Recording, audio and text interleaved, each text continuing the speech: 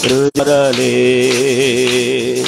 తడిపెను నీ తనువుని రుధిరం పుదారలే వెలి అయిన యేసయ్యా బలి అయిన యేసయ్యా నిలువెల్ల నలిగితివా నీవెంతో అలసితివా సిలువలో ఆ సిలువలో ఆ ఘోర కల్వరిలో తొలువల మధ్యలో వ్రేలాడిన యేసయ్యా తొలువల మధ్యలో వ్రేలాడిన యేసయ్యా వదకు సిద్ధమైన గొర్రె పిల్లవోలే మోమున ఉమ్మివేయా నీవు మౌనివైనావే వదకు సిద్ధమైన గొర్రె పిల్లవోలే మోమిన ఉమ్మివేయా నీవు మౌనివైనావే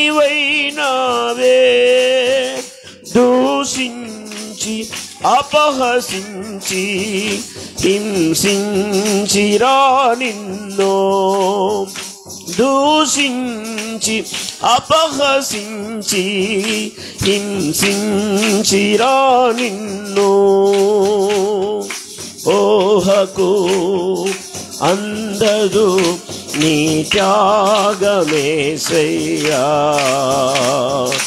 ఓహకు అందదు నీ త్యాగమేసయ్యా వెలి అయిన యేసయ్యా బలి అయిన యేసయ్యా నిలువెల్ల నలిగితివా నీవెంతో అలసితివా సిలువలో ఆ సిలువలో ఆ ఘోర కల్వరిలో తొలువల మధ్యలో వ్రేలాడిన యేసయ్యా తొలువల మధ్యలో వ్రేలాడిన యేసయ్యా నాదు పాపమే నిన్ను సిలువకు గురి చేసెన్ నాదు దోషమే నిన్ను అణువణువున హింసించెన్ నాదు పాపమే నిన్ను సిలువకు గురి చేసెన్ నాదు దోషమే నిన్ను అణువణువున హింసించెన్ నీవు కాచిన రక్తధారలే నా రక్షణాధారం నీవు కాచిన రక్తధారలే నా రక్షణాధారం సిలువను చేరెదన్ విరిగిన హృదయముతోను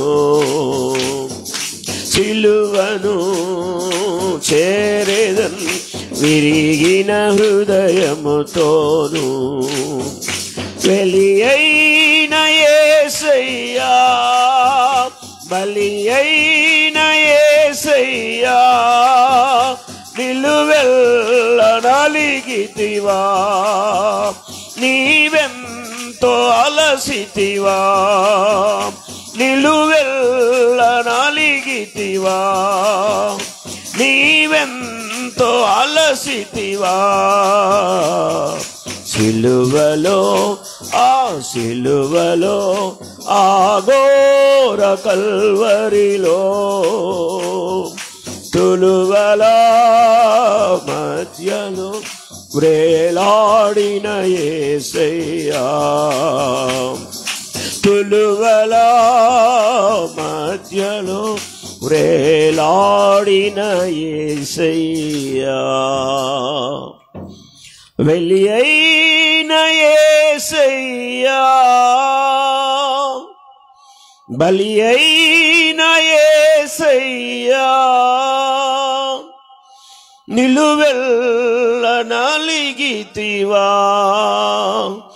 నీవెంతో అలసితివా, సిలువలో ఆ సిలువలో ఆ ఘోర కల్వరిలో, తులువల మధ్యలో వ్రేలాడిన యేసయ్యా. ఏ నేరం చేయకపోయినా, ఏ పాపం ఆయనలో కనబడకపోయినా అంత ఘోరమైన సిలువ శిక్షను ఎందుకు ఆయన భరించాడు?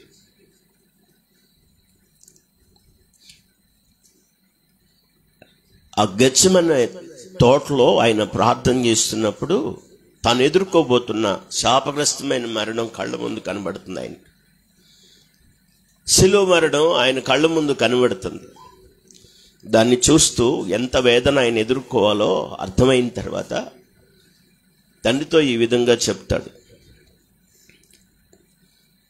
మకమకలాడుతున్న గిన్నెను చూస్తూ, తండ్రి, ఇది నీ చిత్తమైతే నా యొద్ద నుండి తీసివేయి, అది నా ఇష్టం కాదు, నీ చిత్తమే.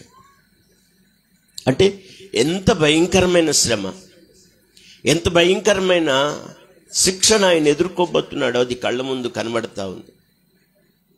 తొలగించు అన్నాడు, కానీ ఆయన తండ్రి చిత్తానికి అప్పగించుకున్నాడు.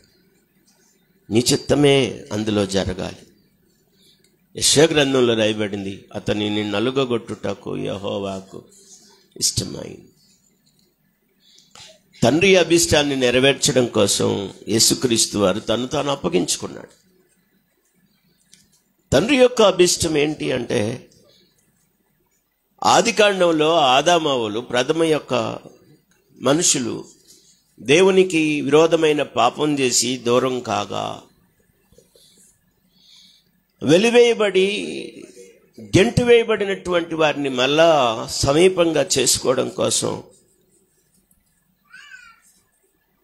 తన ప్రియకుమారుడైన యేసుక్రీస్తు వారిని లోకానికి పంపి, యేసుక్రీస్తు మరణం ద్వారా మనల్ని ఆయనతో సమాధానపరచుకోవాలనుకున్నాడు. అది దేవుని ఉద్దేశం. మీరు జాగ్రత్తగా వినండి.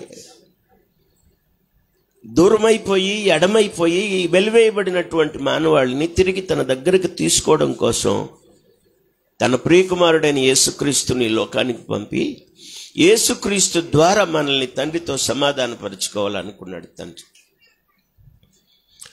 అందుకోసం లోకానికి ఆయన్ని అప్పగించాలనుకున్నాడు. దానికి యేసుక్రీస్తు వారు కూడా అప్పగించుకున్నాడు. అది తండ్రి ఇష్టం నెరవేర్చడం,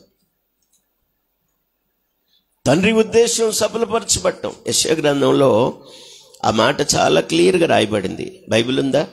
వాక్యం చదవగలిగిన వాళ్ళు వాక్యం చూడాలని, వాక్యం చదవాలని మీ అందరికీ నేను ఆహ్వానాన్ని తెలియచేస్తున్నాను. యెషయా గ్రంథం 53వ అధ్యాయం. యెషయా గ్రంథంలో 53వ అధ్యాయంలో ఈ మాటలు మీరందరూ చూడాలి.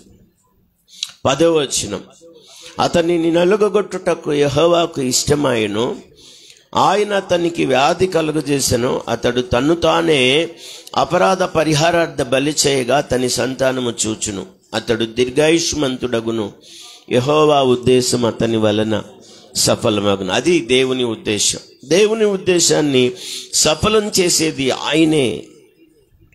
అందుకే ఆయన్ని లోకానికి పంపినప్పుడు దేవుని ఉద్దేశాన్ని నెరవేర్చడం కోసం ఆయన తను తాను అప్పగించుకున్నాడు. తండ్రి ఉద్దేశాన్ని నెరవేర్చడం, దూరం అయిపోయినటువంటి మానవాళిని మరలా తన దగ్గరికి తీసుకునే దేవుని ఉద్దేశాన్ని నెరవేర్చడం కోసమే యేసుక్రీస్తు వారు త్యాగమయ్యారు. అక్కడ రాయబడింది, అతడు యెహోవా ఉద్దేశము సఫలపరుస్తాడు. ఒక మంచి మాట రాయబడింది, యెహోవా ఉద్దేశము అతని వలన సఫలమగును. స్తోత్రం చెప్పండి. అందరు నా వైపు చూడండి. దేవుని ఉద్దేశం మనలో సఫలం అవుతుందా? దేవుని ఉద్దేశాన్ని నెరవేర్చడానికి మనం సిద్ధంగా ఉన్నామా? యేసుక్రీస్తు వారిని మనం తలిచేటప్పుడు, యేసుక్రీస్తు వారి ప్రేమను తలిచేటప్పుడు, ఆయన శిలువ త్యాగాన్ని తలిచేటప్పుడు బహు జాగ్రత్తగా ఆలోచించాలి. ప్రతి విషయాన్ని నిశ్చితంగా మనం పరిశీలన చేయాలి. మనం ఏమిచ్చి ఆయన రుణం తీర్చలేము. దూరమైపోయి అపవిత్రులమైపోయి సాతాను చేతిలో బందీలుగా ఉన్న మనల్ని ప్రేమించిన ప్రభు మనల్ని విడిపించి విమోచించి పరిశుద్ధపరిచి తండ్రి అయిన దేవుని ఎదుట నిలబెట్టుకోవటం కోసం ఆయన అప్పగించుకున్నాడు. 4 కార్యాలు, 4 ఉద్దేశాలు మీతో నేను చెప్తాను ఆయన అప్పగించుకోవడానికి. అప్పగించుకునే ఆ మాట శిలువలో ఆయన పలికిన మాట, తండ్రి నా ఆత్మను నీ చేతికి అప్పగించుకొనుచున్నాను. ఇక్కడ నుంచి నేను ప్రారంభిస్తాను. శిలువలో పలికిన మాట ఇది కూడా, తండ్రి నా ఆత్మను నీ చేతికి అప్పగించుకొనుచున్నాను. యేసు ప్రభు వారు తన ఆత్మను దేవుని చేతికి అప్పగించుకుంటున్నాడు. ఆ పై మాట ఏముంటుందంటే సమాప్తమైంది అని ఉంటుంది. చెప్పండి, ఏమై ఉంటుంది?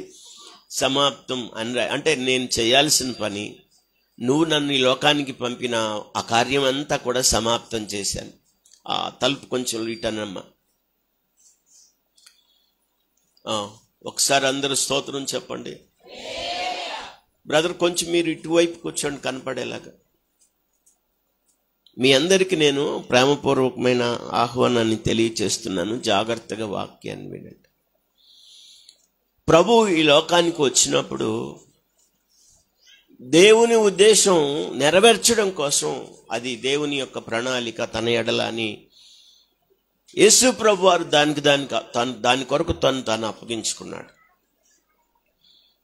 ఏంటి యేసుక్రీస్తులో దేవుని ఉద్దేశం మన ఎడల? బైబిల్ ఉందా? వాక్యం చదవగలిగిన వాళ్ళు మళ్ళీ చెప్తున్నాను. ఏం సమాప్తం చేసి నా ఆత్మను నీకు అప్పగించుకుంటున్నాను, నీ చేతికి అప్పగిస్తున్నాను అని ప్రభు చెప్పాడు. ఏం సమాప్తం చేసి ఆయన అప్పగించుకున్నాడో 4 కారణాలు చెప్తాను. బైబిల్ ఉందా? వాక్యం చదవగలిగిన వాళ్ళు గలతీ పత్రిక 1వ అధ్యాయం 4వ వచనం. గలతీ పత్రిక 1వ అధ్యాయం 4వ వచనం.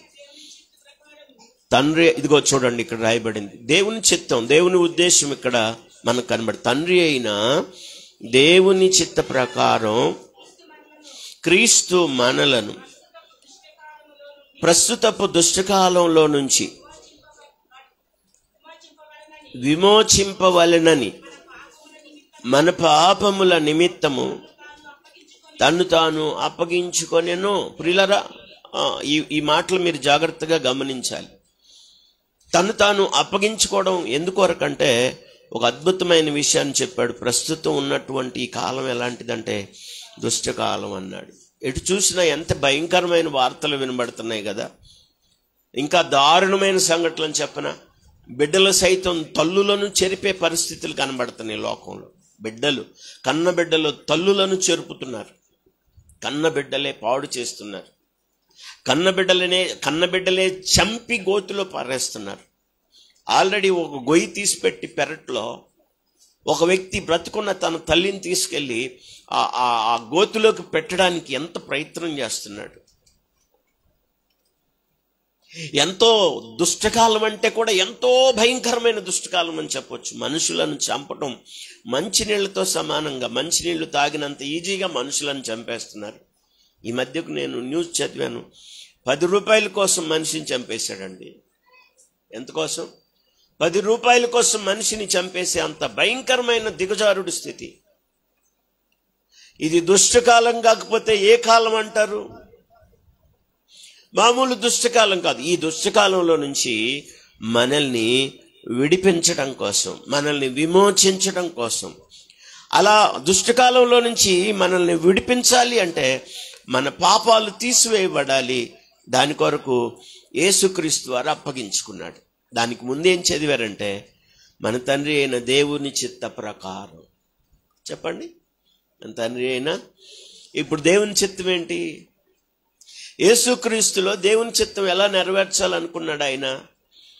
మన పాపాలను తీసివేసి మనల్ని ప్రస్తుతపు దుష్టకాలం అన్నాడు. ప్రస్తుతపు అంటే ప్రజెంట్, నడుస్తున్న కాలం.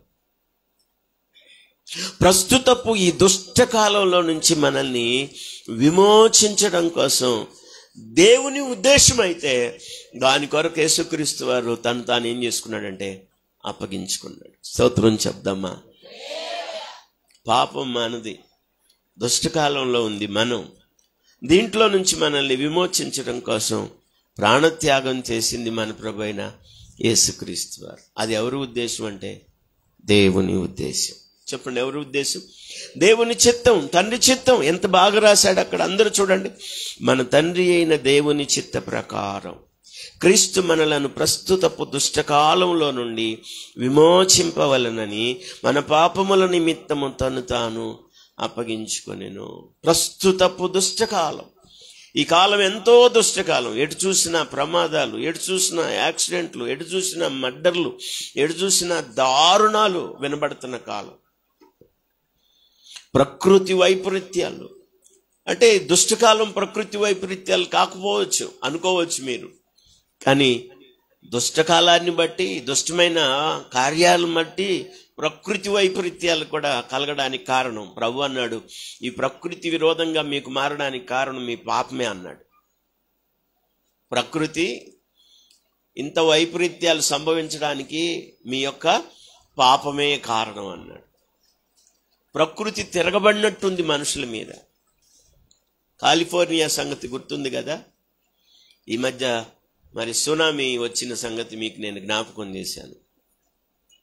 ఎర్త్క్వేక్ వచ్చిన సంగతి మీకు నేను జ్ఞాపకం చేశాను. మయన్మార్, అలాగే బ్యాంకాకు అతలాకుతలం అయిపోయింది. ఎందుకు ఆ బ్యాంకాక్లోనే అంత ఘోరమైన పరిస్థితి వచ్చింది?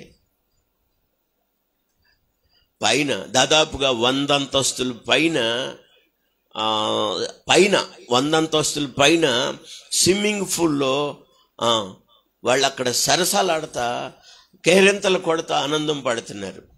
భూమి కదులుతూ ఉంటే పైన నీళ్లు తెప్పల్లాగా మారితే హఠాత్తుగా ఎవరికి వాళ్ళు పరిగెడతాం మొదలు పెట్టారు. ఒక్కడికి సరైన బట్టలు లేవు. స్విమ్మింగ్ పూల్లో ఉంటే ఎలా ఉంటారో తెలుసుగా, బికినీలతో ఉన్నారు వాళ్ళు. ఎవరైనా చూసారా అది? ఎవరైనా చూసారా? ఆ సిటీకి పేరు పెట్టబడిన సిటీ ఏం సిటీ అంటే సిన్ సిటీ అన్నారు. చెప్పండి, ఏం సిటీ? సిన్ సిటీ అంటే పాపపు పట్టణం. పాపాన్ని ఓ ప్రత్యేకమైనటువంటి వృత్తిగా కలిగిన పట్టణం అది.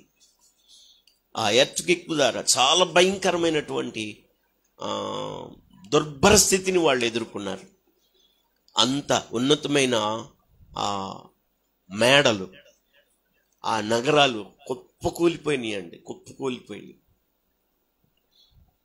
అంతటి భయంకరమైన దుష్టకాలంలోనూ ప్రకృతిలో కూడా ఒకవేళ వినాశకాలు సంభవిస్తే అది మనుషుల యొక్క పాపం కారణంగా చెప్పొచ్చు.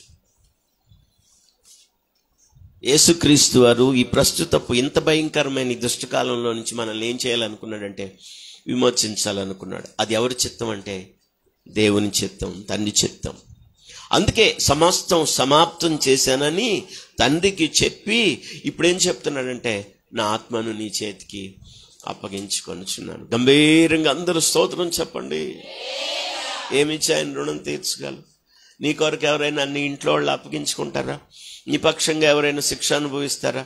నీ పక్షంగా ఎవరైనా నువ్వు పక్క నుండి నేను అనిపించుకుంటానని అనిపించుకుంటారా? అమ్మ ఇటు చూడండి, మీరు అందరు ఇటు చూడండి తల్లి. అనాలోచనగా ఎవరు ఉండొద్దు. విక్రమ్ కూర్చో, కూర్చో, లేగోకు. ఎవరైనా మనుషులు నీ కొరకు అప్పగించుకుంటారా? నిన్ను విమోచించాలని కోరుకుంటారా? కోరుకుంటే వాళ్ళు నిన్ను విమోచించడం కొరకు ఏ త్యాగం చేయగలరు?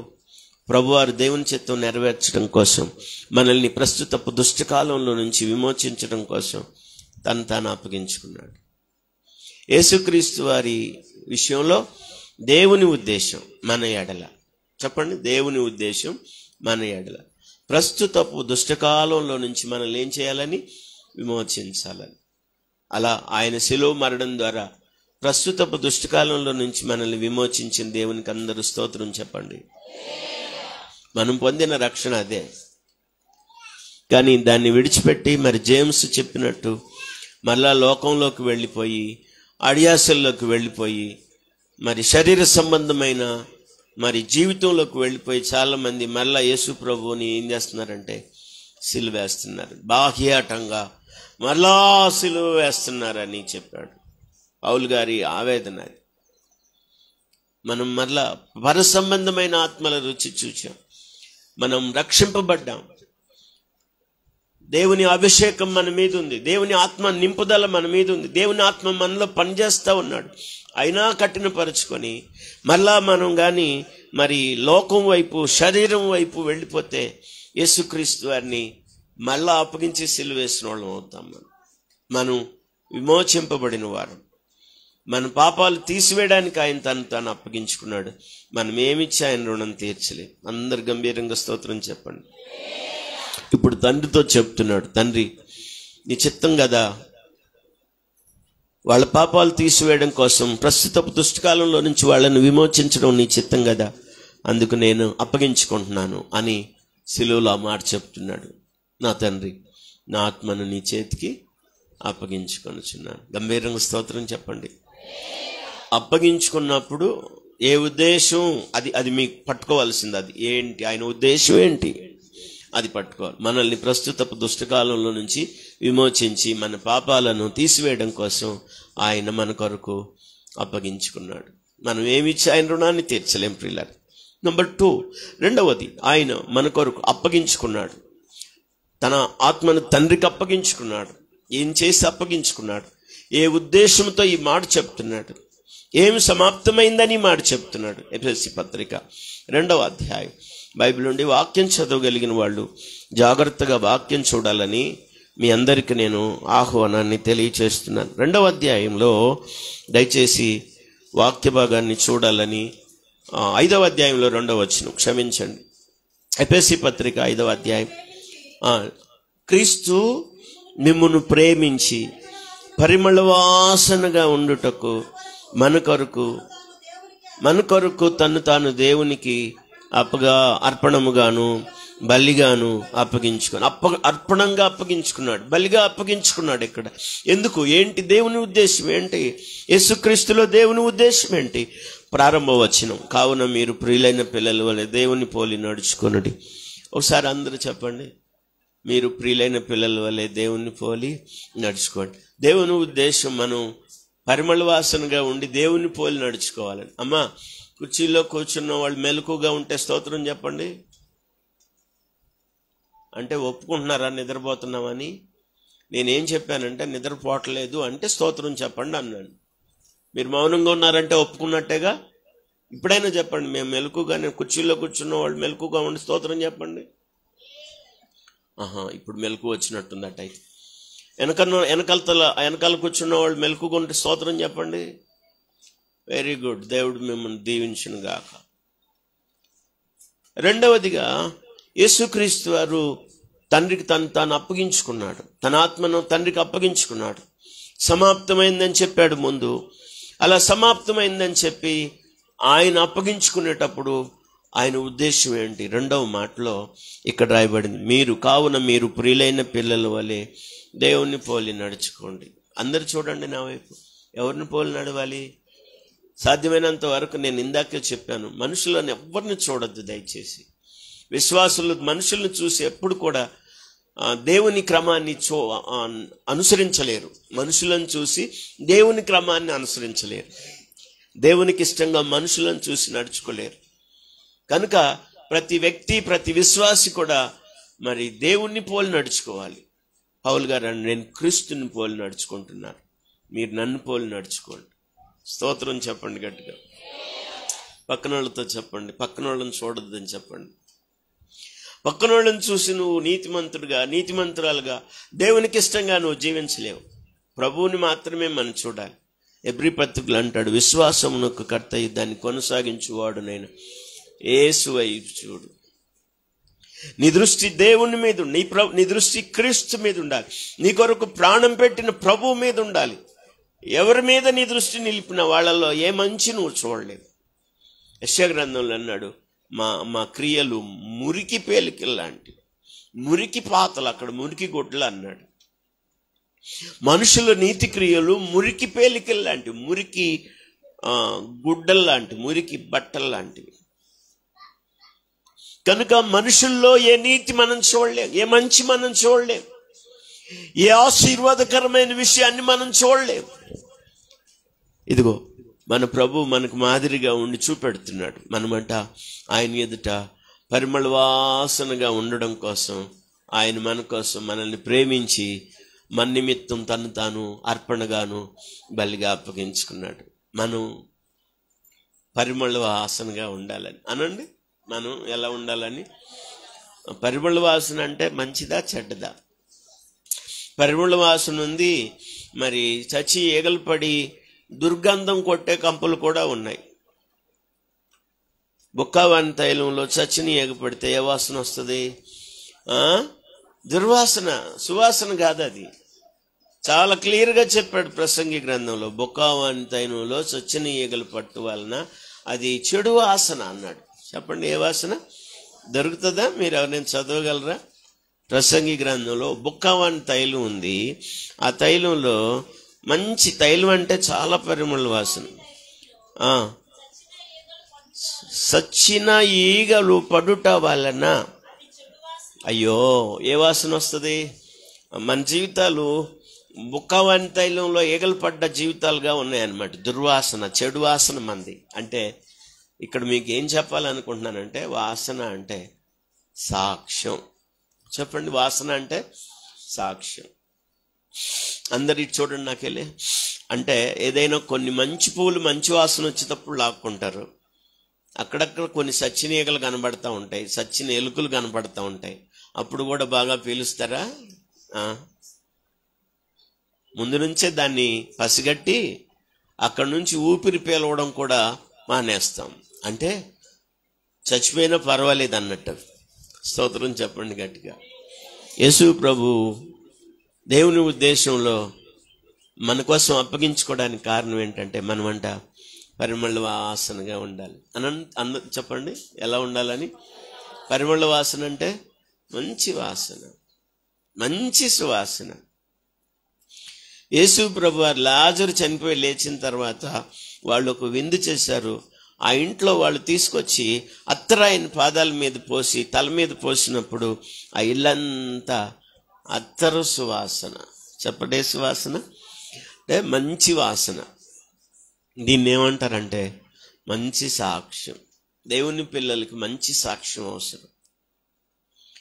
దేవుని సన్నిధిలో మనల్ని పరిమళ వాసనగా, మంచి సువాసనగా ఉండేవారుగా, మనల్ని అనేక మంది ఆగ్రాణించేవారుగా ఉండాలని ఆయన సంపూర్ణమైన చిత్తం అది. అందుకొరకు తను తాను ప్రాణత్యాగం చేయటానికి ఏమాత్రం వెనకాడలేదు. మళ్ళా మీరు ఆ మాటలు చూడాలి, మళ్ళా చూడాలి. క్రీస్తు మిమ్మును ప్రేమించి పరిమళ వాసనగా ఉండుటకు మన కొరకు తను తాను దేవునికి అర్పణగాను బలిగాను. అందుకే మొదటి మాటలో చెప్తున్నాడు, కావున మీరు ప్రియులైన పిల్లల వలె దేవుని పోలి నడుచుకోండి. దేవుని పోలి నడుచుకుంటే మంచి వాసన వస్తుంది అన్నమాట. మంచి సువాసన కలిగిన జీవితం మనలో కలిగి ఉంటాం అన్నమాట. దాన్నే ప్రభు చెప్తున్నాడు ఇక్కడ. సిలువలో ఆయన పలికిన, నేను నా తండ్రి నా ఆత్మని నీకు అప్పగించుకుంటున్నాను, నీ చేతికి అప్పగించుకుంటున్నాను అని చెప్పడంలో ఇదే కారణం.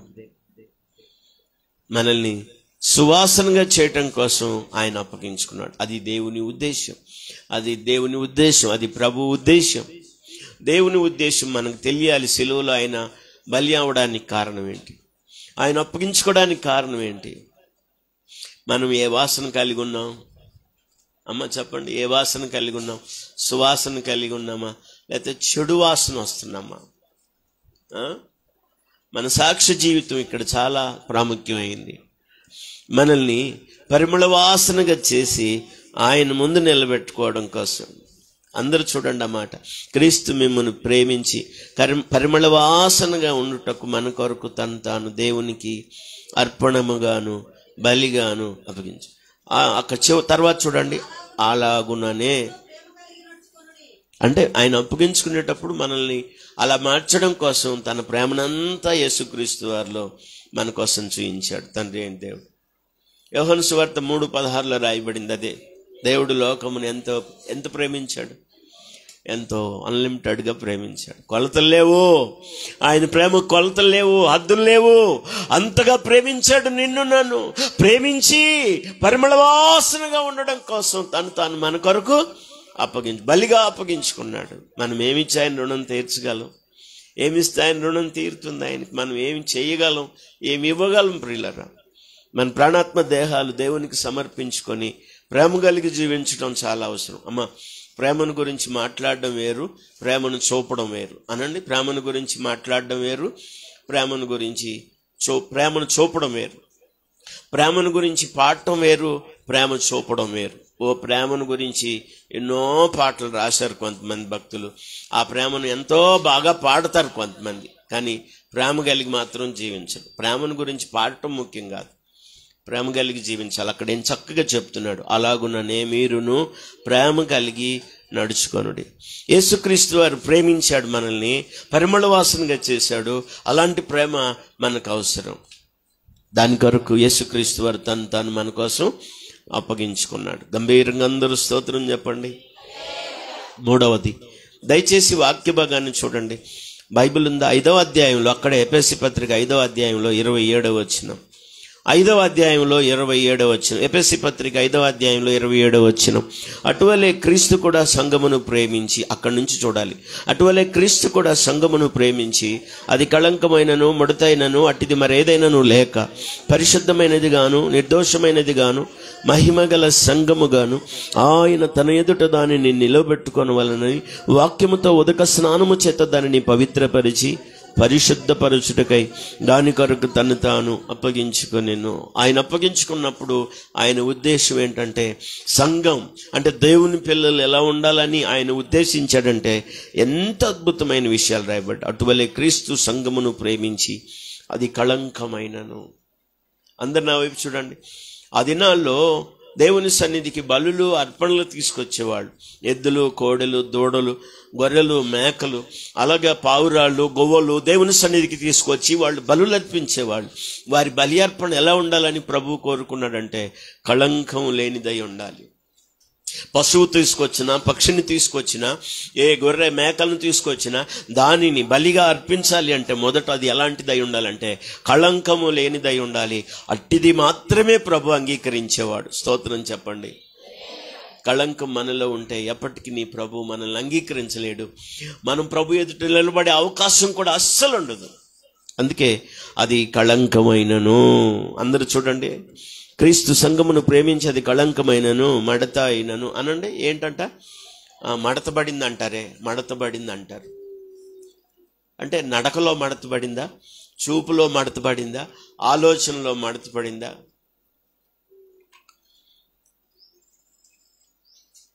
ఎక్కడ మనం మడతపడ్డాం? మడతైనను. తర్వాత మూడవది అట్టిది మరేదైనాను లేక, ఇదిగో చూడండి, పరిశుద్ధమైనది గాను నిర్దోషమైనది గాను మహిమగల సంఘముగా. చాలు నిదానంగా వెళ్దాం. పరిశుద్ధమైనది గాను పవిత్రమైనది గాను నిర్దోషమైనది గాను మహిమగల సంఘంగా. స్తోత్రం చెప్పండి గట్టిగా. మనం పరిశుద్ధంగా ఉండడం కోసం, మనం పవిత్రంగా ఉండడం కోసం, మనం మహిమగల సంఘంగా ఉండడం కోసం ప్రభు మన కోసం తాను అప్పగించుకున్నాడు. అలా దేవుని ఎదుట మనల్ని నిలబెట్టుకోవడం కోసం అప్పగించుకున్నాడు. శిలువ మరణం యొక్క ముఖ్య ఉద్దేశం ప్రియులారా, వాక్యాన్ని చూడండి. క్రీస్తు మిమ్మును ప్రేమించి, క్రీస్తు సంఘమును ప్రేమించి అది కళంకమైన ముడతైన అటిది మరేదైనా లేక మహిమగల సంఘముగా ఆయన తన ఎదుట దాన్ని నిలబెట్టుకోవాలని వాక్యముతో ఉదక స్నానము చేత దానిని పవిత్రపరిచి పరిశుద్ధపరచుటకై, నిన్ను నన్ను పవిత్రపరచడం కోసం, నిన్ను నన్ను పరిశుద్ధపరచడం కోసం మహిమగల సంఘంగా చేయడం కోసం, నిష్కలంకమైన సంఘంగా చేయడం కోసం ఆయన తను తాను అప్పగించుకున్నాడు. ఆయన అమూల్య రక్తాన్ని, ఆయన పరిశుద్ధ రక్తాన్ని మన కొరకు పణంగా పెట్టి మనల్ని పవిత్రపరిచాడు, మనల్ని నిర్దోషులుగా చేశాడు, మనల్ని నిష్కలంకలుగా చేశాడు, మనల్ని నిరపరాధులుగా చేశాడు. ఆయన పవిత్రుడై ఉండి మనల్ని తన పవిత్ర రక్తం చేత పవిత్రపరిచాడు. యేసు రక్తము ప్రతి పాపము నుండి మనలను పవిత్రులుగా, అందుకొరకు ఆయన కలువరి శిలువలో తన ప్రాణాన్ని ధారపోసి తను తాను తండ్రికి అప్పగించుకున్నాడు. తండ్రి నా ఆత్మని చేతికి అప్పగించుకున్నాను. సమాప్తమైంది. నీ ఉద్దేశం నాలో సమాప్తమైంది. నీ ప్రజల ఎడల నువ్వు కలిగిన ఉద్దేశాన్ని నాలో నేను సమాప్తం చేశాను. అది చెప్తున్నాడు తండ్రికి. తండ్రి నా ఆత్మను తీసుకోయిక నీ ఉద్దేశాన్ని నేను సమాప్తం చేసి నీ సన్నిధిలో ఉన్నాను, నన్ను నేను నీకు అప్పగించుకుంటున్నాను. జాగ్రత్తగా దేవుని వాక్యాన్ని వినండి. మనల్ని పవిత్రపరచడం కోసం, మనల్ని పరిశుద్ధపరచడం కోసం, మనల్ని నిష్కలంకులుగా చేయడం కోసం, మనల్ని నిరపరాధులుగా చేయటం కోసం, పాపం, అపవిత్రత, ఏమాత్రం కళంకము లేని ఆయన మన కోసం తను తాను అప్పగించుకోవాల్సి వచ్చింది. అప్పగించుకున్నాడు. ఆయన అప్పగించుకొని మనల్ని మహిమగల సంఘంగా తన ఎదుట నిలబెట్టుకోవడానికి ఇష్టపడ్డాడు. అందరూ స్తోత్రం చెప్పండి గట్టిగా. దేవునికి మహిమ కలుగును గాక. మనమేమిచ్చి రుణం తీర్చగలం? అమ్మా, నేను ఒక మాట చెప్తాను, దయచేసి వినండి. ఇదివరకు కరుణామయుడు సినిమా వచ్చినప్పుడు కొంతమంది, సినిమాలు ఎప్పుడైనా కరుణామయుడు సినిమా చూసారా మీరు ఎవరన్నా? అది సినిమాలో చూసారా లేకపోతే టీవీలో చూసారా? మేము చిన్నపిల్లడప్పుడు కరుణామయుడు సినిమాకి నేను కూడా వెళ్ళాను. నేలలో కూర్చున్నాను.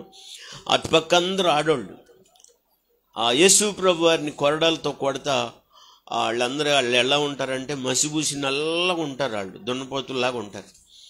వాళ్ళు కొరడాలతో కొడుతుంటే ఈ ఆడవాళ్ళు అందరూ సీదుకుంటా పైట్లు అడ్డం పెట్టుకొని, ఒరే సన్నాసుడా, వాడి దుర్మార్గుడా, దుష్టుడా, ఎందుకు ఆయన్ని కొడతావని. ఇప్పుడు ఏం చెప్పాలని ఎందుకు ఆ సందర్భం జ్ఞాపకం చేశానంటే, కరుణామయుడు సినిమాల్లో చూసినట్టు యాక్షన్ చేయొద్దు మీరెవరు. ఇక్కడ ఆ ఏడుపులు ఏడవద్దు, ఆ దొంగ ఏడుపులు వద్దు, ఆ వేషధారణ ఏడుపులు వద్దు. ఎందుకంటే అప్పుడే సీదేవాళ్ళు అక్కడే పైట్లన్నీ తడిసిపెట్టట్టు ఏడిచేవాళ్ళు, కానీ బయటకు వస్తే శరీరాని కార్యాలన్నీ చేసేవాళ్ళు. ఆ పనికి మాలిన జీవితం వద్దు మనకి. అందుకొరకు కాదు ప్రభు చనిపోయింది, మనల్ని పవిత్రపరిచి పరిశుద్ధపరచడం కోసం, నిర్దోషంగా నిష్కలంకంగా తన ఎదుట మనల్ని నిలబెట్టుకోవడం కోసం ఆయన మన కోసం తను తాను అప్పగించుకున్నాడు. గంభీరంగా అందరూ స్తోత్రం చెప్దామా? అదే మాట చెప్తున్నాడు. తండ్రి నా ఆత్మని నీ చేతికి అప్పగించుకొనుచున్నాను, నువ్వు నన్ను పంపిన కార్యాలన్నీ కూడా నేను సమాప్తం చేశాను. ఎంత గొప్ప ప్రేమ దేవుని ప్రేమ మన ఎడల. మనల్ని పవిత్రపరచడం కోసం, మనల్ని పరిశుద్ధపరచడం కోసం, మనల్ని నిష్కలంకంగా చేయటం కోసం, మనల్ని నిర్దోషులుగా చేయటం కోసం ఆయన అప్పగించుకున్నాడు. ఆయన ఉద్దేశం మనకు తెలియాలి, దేవుని ఉద్దేశం మనకు తెలియాలి. అప్పుడే మనం దేవుని పిల్లలుగా జీవించగలుగుతాం. లాస్ట్ వన్, చివరిది నేను జ్ఞాపకం చేస్తాను. బైబిల్ ఉందా? ఎందుకు ఆయన అప్పగించుకుంటున్నానని చెప్తున్నాడు దేవునికి? తీతు పత్రిక 2వ అధ్యాయంలో 14వ వచనం చూడండి. తీతు పత్రిక, త్వరగా తీతు పత్రిక దయచేసి 2వ అధ్యాయంలో 14వ వచనం. ఆయన సమస్త దుర్నీతి నుండి మనల్ని విమోచించి సత్క్రియల యందు ఆసక్తి గల ప్రజలను తన కోసం పవిత్రపరుచుకొని తన సొత్తుగా చేసుకొనుటకు తను తానే మన కొరకు అర్పించుకొనేను. యేసు ప్రభు వారు తండ్రి దేవునికి అప్పగించుకునే ఉద్దేశం, ఒక ఉద్దేశం చెప్తున్నాను. ఇది 4వ ఉద్దేశం. ఏంటి ఆయన ఉద్దేశం అంటే, ఎవరిని అంటే సత్క్రియల యందు ఆసక్తి గల వారిని. అందరూ చెప్పండి ఈ మాట. సత్క్రియల యందు అందరినీ, గుంపు పనికిమాలిన వాళ్ళందరినీ, దుష్క్రియలు చీకటి కార్యాలు చేసే వాళ్ళని కోసం కాదు ఆయన.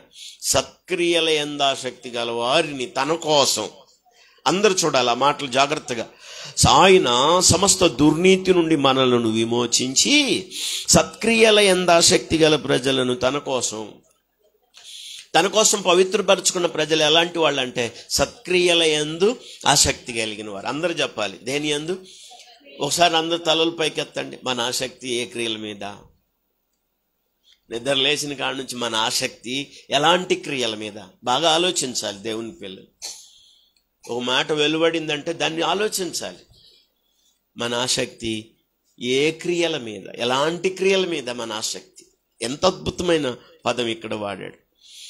ఆయన సమస్త దుర్నీతి నుండి మనలను విమోచించి సత్క్రియలయందు ఆసక్తి గల ప్రజలను తన కోసం పవిత్రపరుచుకొని వారిని తన సొత్తుగా చేసుకోవడం కోసం వారి కొరకు తను తాను అర్పించుకొనెను. దేవునికి మహిమ కలుగును గాక. ఆయన అప్పగించుకున్నప్పుడు ఆయన ఉద్దేశం ఏంటంటే ఎవరిని అంటే ప్రస్తుతంలో ఉన్నటువంటి ఈ లోకంలో ఉన్నటువంటి సమస్త దుర్నీతిలో ఉన్నటువంటి వారిని విమోచించి వాళ్ళల్లో సత్క్రియలయందు ఆసక్తి గల ప్రజలంట. ఏ ప్రజల్ని ఎన్నుకున్నాడు ఆయన? అందరు చెప్పాలి. అందరిని కాదండి. దుష్కార్యాలు చేసేవాళ్ళు పనికిరారు. శరీర కార్యాలు, దేవునికి విరోధమైన కార్యాలు చేసేవాళ్ళ కోసం కాదు ఆయన అప్పగించుకుంది. సత్క్రియలయందు ఆసక్తి గల ప్రజలు. నేను చదువుతున్నాను, అందరు బైబిల్ ఉన్నవాళ్ళు చూడండి, వినేవాళ్ళు జాగ్రత్తగా వినండి. మళ్ళీ చదువుతున్నాను. 14వ వచనం 2వ అధ్యాయం తీతు పత్రికలో, ఆయన సమస్తమైన దుర్నీతి నుండి మనలను విమోచించి సత్క్రియలయందు ఆసక్తి గల ప్రజలను తన కోసము పవిత్రపరుచుకొని తన సొత్తుగా చేసుకొనుటకు తను తాను మన కొరకు అప్పగించుకొనెను, అర్పించుకొనెను. అందరూ స్తోత్రం చెప్పండి. ఇంతకీ ఎవరిని ఆయన పవిత్రపరుచుకొని తన సొత్తుగా చేసుకోవాలనుకున్నాడు? ఇప్పుడు చెప్పండి. వినపడాలి. మీ లోపల అనుకుంటే కూడా కుదరదు. సత్క్రియలయందు ఆసక్తి గల ప్రజలను. ఏ క్రియల యందు అంటే ఎవరిని ఆయన ప్రేమించాడో, ఎవరి కొరకు ఆయన ప్రాణం పెట్టాడో వాళ్ళు ఏమై ఉండాలని ఇక్కడ కనపడుతుంది. వాళ్ళు ఏమై ఉండాలని? సత్క్రియలయందు ఆసక్తి కలిగిన వారు తనకు సొత్తుగా ఉండడానికి, వాళ్ళని పవిత్రపరచడం కోసం, వాళ్ళని విమోచించడం కోసం ఆయన తన ప్రాణాన్ని అర్పించుకున్నాడు మన కోసం. మనం ఎలాంటి క్రియలయందు ఆసక్తి కలిగి ఉంటున్నాం? ఎలాంటి క్రియలు యందు ఆసక్తిని చూపుతున్నాం? అమ్మా, ఒక్కొక్కరికి ఒక్కొక్క దాని మీద ఆసక్తి ఉంటుంది కదా. ఒకే ఆసక్తి అందరికి ఉంటుందని చెప్పేవాళ్ళు ఎవరైనా ఉన్నారా? యెహోవా అంటాడు, యెహోవా ఎడల నాకు కలిగిన ఆసక్తిని చూపిస్తారా అంటాడు. దేవుని ఎడల నాకు కలిగిన ఆసక్తి. యేసు ప్రభు వారు చెప్తాడు, నా తండ్రి ఇంటిని గుర్చిన ఆసక్తి నాది అంటాడు. మనకున్న ఆసక్తి ఏది? మనకున్న ఆసక్తి దేంట్లో? ఏ క్రియల యందు మనం ఆసక్తిని కలిగి ఉంటున్నాం? ఏ క్రియల మీద మనం ఆసక్తిని చూపుతున్నాం? ఆసక్తిని వెల్లడి చేస్తున్నాం? సత్క్రియల యందు ఆసక్తి కలిగి, అంటే మన కోసం ఆయన ప్రాణత్యాగం చేసిన విషయంలో, ఉద్దేశంలో మనల్ని ఎలా చూడాలనుకుంటున్నాడంటే, సత్క్రియల యందు ఆసక్తి కలిగిన వారుగా ఉంటే వాళ్ళని తన కోసం పవిత్రపరుచుకొని తనకు సొత్తుగా చేసుకోవడం కోసం. చెప్పండి, తనకు. నేను దేవునికి సొత్తు అనుకున్న వాళ్ళంతా ఏ క్రియలందు ఆసక్తి గలవారై ఉండాలి? సత్క్రియలందు ఆసక్తి గలవారు. నీ బ్రతుకులో నీ దినం లేచిన దగ్గర నుంచి ముగించేదాకా నీ క్రియలు సత్క్రియలందు ఆసక్తిని చూపాలి. నీ ఆసక్తి సత్క్రియల మీద ఉండాలి. అలాంటి ఆసక్తి నీకున్నప్పుడు నీకోసం ఆయన అప్పగించుకున్న ప్రాణత్యాగం వ్యర్థం కాకుండా నువ్వు పవిత్రపరచబడి ఆయన సొత్తు అవుతావు. ప్రభు అన్నాడు, నీవు నా సొత్తు. చెప్పండి, ఏమన్నాడు? నీవు నా సొత్తు. ఆయన సొత్తుగా చేసుకోవడం కోసమే ఆయన ప్రాణత్యాగం చేశాడు. 2వ పేతురు రాసిన 1వ పత్రిక 2వ అధ్యాయం 9వ వచనంలో, మనం దేవుని సొత్తైన ప్రజలం. అపోస్తలుల కార్యంలో కూడా తన స్వకీయ సంపాద్యముగా సొత్తైన ప్రజలుగా ఉండడానికి ఆయన మన కోసం అప్పగించుకున్నాడని రాయబడి 2 పేతురు పత్రిక 1వ పత్రిక 2వ అధ్యాయం 9వ వచనం. అయితే మీరు చీకటిలో నుండి ఆశ్చర్యకరమైన తన వెలుగులోనికి మిమ్మును పిలిచిన వాడిని గుణాతిశయములను ప్రచురము చేయు నిమిత్తం ఏర్పరచబడిన వంశమును, రాజులైన యాజక సమూహమును, పరిశుద్ధ జనమును. హల్లెలూయా. ఏ ప్రజలు మనం? ఎలా అయ్యాం? దేవుని సొత్తుగా ఉండడం కోసం ఆయన ప్రాణత్యాగం చేస్తే అయ్యాం. మనమంతా దేవునికి విరోధులంగా జీవిస్తున్న వారు, దేవునికి దూరమైపోయిన వారు, దేవునికి శత్రువులుగా జీవిస్తున్న వారు. రోమపత్రిక చెప్పాడు 5వ అధ్యాయంలో, ఎలయనగా మనం శత్రువులమై ఉండంగా. అలాంటి మనల్ని ప్రేమించిన ప్రభు మనల్ని పవిత్రపరుచుకొని మనల్ని విమోచించి ఆయన ఎదుట మనల్ని తనకు సొత్తుగా నిలబెట్టుకోవడం కోసం ఆయన తన ప్రాణాన్ని దారపోశాడు. అలా ఎవరి కోసం ఆయన దారిపోశాడో వాళ్ళు ఎలా ఉండాలని అంటే, వారంట సత్క్రియల యందు ఆసక్తి కలిగిన ప్రజలు. అందరూ చూడండి, మీరే కార్యమన్నా చేయండి, అది సత్క్రియ కాదా, దాంట్లో నీకు ఆసక్తి ఉందా లేదా? ఎలాంటి దుష్కార్యాలు చేయడానికి ఆసక్తి చాలా మందికి బాగానే ఉంటుంది, కానీ సత్క్రియలు చేయడానికి ఆసక్తి కనపట్టలేదు. సత్క్రియలు అంటే కొంచెం ఇబ్బంది పడుతున్నారు. ప్రభు నిన్ను ప్రేమించి ప్రాణం పెట్టిందే అందుకోసం. ఎందుకోసం? నీవు సత్క్రియల యందు ఆసక్తి కలిగి పవిత్రపరచబడి నువ్వు ఆయన సొత్తుగా ఉండడం కోసం ఆయన ప్రాణత్యాగం చేశాడు. అంతేకాని దుష్కార్యాల యందు, చెడు కార్యాల యందు, శరీర కార్యాల యందు ఆసక్తి కలిగి ఉండడానికి కాదు. అందుకు కాదు, మనం దేవునికి సొత్తుగా అవడం కోసం, మనల్ని పవిత్రపరచుకొని విమోచించి తన ఎదుట తన సొత్తుగా ఉండడం కోసం ఆయన ప్రాణత్యాగం చేసి మన కోసం అప్పగించుకున్నాడు. ఇప్పుడు తండ్రితో చెప్తున్నాడు, నా ఆత్మని నీ చేతికి అప్పగించుకొనుచున్నాను. వీళ్ళంతా దేవానికి దూరంగా ఉన్నవాళ్లే, కానీ ఎవరైతే నీ సత్క్రియల యందు ఆసక్తి కలిగి ఉంటారో వాళ్ళని నేను విమోచిస్తున్నాను, వాళ్ళని నేను పవిత్రపరుస్తున్నాను, వాళ్ళని నీ ఎదుట నిలబెట్టుకోవడానికి నేను ఇష్టపడుతున్నాను, నీ సొత్తుగా చేయడానికి నేను ఇష్టపడుతున్నాను. తాను అప్పగించుకున్నాడు. ఇప్పుడు చెప్తున్నాడు, సమాప్తమైంది, నా ఆత్మని నీ చేతికి అప్పగించుకొనుచున్నాను. ఇప్పుడు ఎంత ధైర్యం మనకి ఎంత ధైర్యం. ఇప్పుడు నేను దేవుని సొత్తు అన్న వాళ్ళు స్తోత్రం చెప్పండి. ఎవరి సొత్తు? సొత్తా తొత్తా? కొంతమంది దేవునికి సొత్తుగా లేరు, సాతానుకు తొత్తులైపోయారు. లోకానికి తొత్తులైపోయారు కొంతమంది, పాపానికి తొత్తులైపోయారు కొంతమంది, అంటే బానిసలైపోయారు. సొత్తు అంటే సొంతం అనండి, సొత్తు అంటే సొంతం. దేవునికి నువ్వు సొంతంగా ఉండాలి. నువ్వు దేవునికి సొంతం అంటే ఇంకా ఎవరికి ఆ వ్యక్తి మీద పర్మిషను ఉండదు, ఎవరికి ఏ హక్కులు ఇంకా ఆ వ్యక్తి మీద ఉండవు. అది సొంతం అంటే. స్తోత్రం చెప్పండి. అర్థమవుతుందా అమ్మా? ఎవరికి నువ్వు సొంతం? అబ్బా, ఎంత అద్భుతమైన వాడది. ఎవరికి నువ్వు సొత్తు, ఎవరికి నువ్వు సొంతం. నిన్ను సొంతం చేసుకోవడం కోసం నీ కోసం ఆయన ప్రాణం పెట్టాడు. ఆ విషయం మర్చిపోవద్దు. అందువల్ల ఆయన చెప్తున్నాడు, నువ్వు నా సొత్తు. కొరింథీ పత్రికలో చెప్పాడు, మీరు దేవుని సొత్తు. ఇక్కడ చెప్తున్నాడు పేతురు రాసిన పత్రికలో, మీరు దేవునికి సొత్తు. అందుకోసం ఆయన ప్రాణాన్ని మన కోసం దారిపోసి తాను మన కోసం అప్పగించుకున్నాడు. ఎంత గొప్ప ప్రేమ, దేవుని ప్రేమ.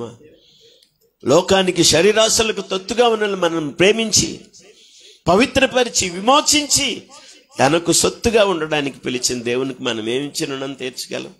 ఏం చదివారు మీరు? పేతురు రాసిన పత్రికలో సరిగా అర్థమైందా? మీరు చీకటిలో నుండి అంటాడు. అప్పటి వరకు మనం ఎక్కడున్నాం? చీకటిలో ఉన్నాం అని కాదు. 2:9 చీకటిలో నుండి ఆశ్చర్యకరమైన తన వెలుగులోనికి. ఆగండి, అప్పుడు దాకా ఎక్కడున్నాం అని చెప్తుంది వాక్యం. మీరు పిలువబడక మునుపు చీకట్లో ఉన్నారు, ఆయన పిలిచాడు. ఎందుకంటే ఆశ్చర్యకరమైన వెలుగులోనికి పిలిచాడు. పిలిచింది ఎందుకు అంటే, ఆశ్చర్యకరమైన వెలుగులోనికి మిమ్మును పిలచిన వాణి గుణాతిశయములను ప్రచురం చేయటం కోసం. స్తోత్రం చెప్పండి. ఆయన గుణాతిశయాలు అయితే ఏమున్నాయో అవి ప్రచురం చేయడం కోసం ఆయన మన కోసం అప్పగించుకున్నాడు, మనల్ని సొత్తుగా చేసుకున్నాడు. అదే సత్క్రియలు అంటే. ప్రభు అట్టి కృప పరిశుద్ధాత్మ ద్వారా మనందరికీ దయచేయను గాక. తలలు వంచండి, ప్రార్థన చేసుకుందాం. తలలు వంచండి, ప్రార్థన చేసుకుందాం.